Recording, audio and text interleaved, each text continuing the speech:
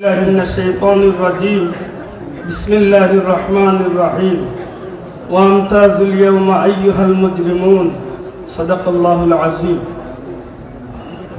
সিলেটের ঐতিহ্যবাহী দিনী শিক্ষা প্রতিষ্ঠান শাহবাগ জামিয়ার দুদিন ব্যাপী আজকের এই সম্মেলনের শ্রদ্ধাভাজন সভাপতি দেশবরেণ্য উলামায়ে হযরত, বিশেষ করে এই বাংলার গৌরব আমরা যারে শ্রদ্ধা করি, এমনকি আমার ব্যক্তিগত ধারণা অনুযায়ী বাংলার তকি উসমানিত রাজা মৌলানা আরিফউদ্দিন হাবিব সাহেব আমার শ্রদ্ধাভাজন ব্যক্তিত্ব, অত্যন্ত প্রিয়ভাজন মুনাজির জনাব আবরার সাহেব, হযরতুল উলামায়ে ইকরাম, শ্রদ্ধেয় হাজিরিন, বেদাতিরে মাথার সুযোগ করিয়া দিয়েছেন যে দুই কথা হইয়া যায়, কারণ আমরা বদনাম ছাড়ে না।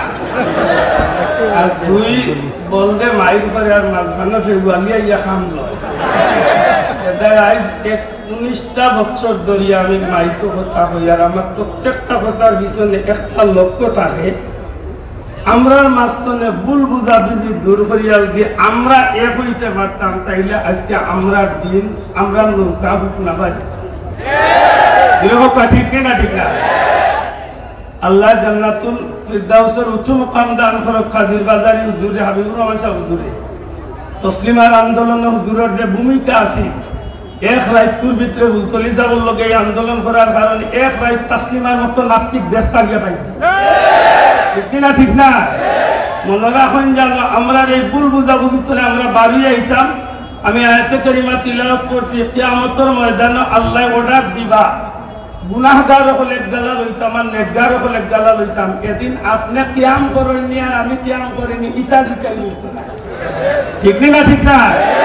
মনে রাখুন জানো, আমরা ওটা লইয়া গুতাগুতি মারামারি রয়েছি, আর মাঝে দিয়ে ইসলামের ঠিকাদার একটা বাড়িয়া আমরা সপ্তাহ বদলাইয়া মুসলমানের বাচ্চা ধরে দড়ি দড়ি খ্রিস্টানি মুদি বানানি চক্র।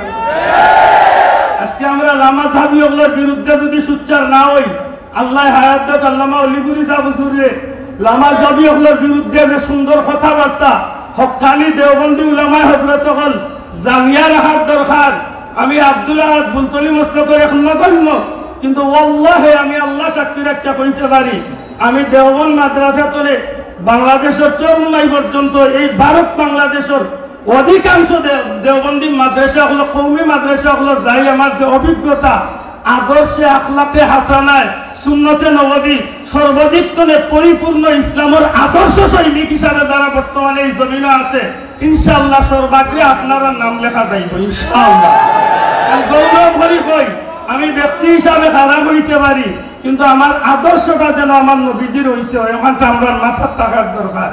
আমার হুজুরে কইছিলা বেটা গাড়ি অ্যাক্সিডেন্ট করিয়া পাও ভাঙছিল আর গাড়িও ভাঙছিল, কিছুদিন বাদে পাও ভালো হয়েছে, গাড়িও ভালো হয়েছে।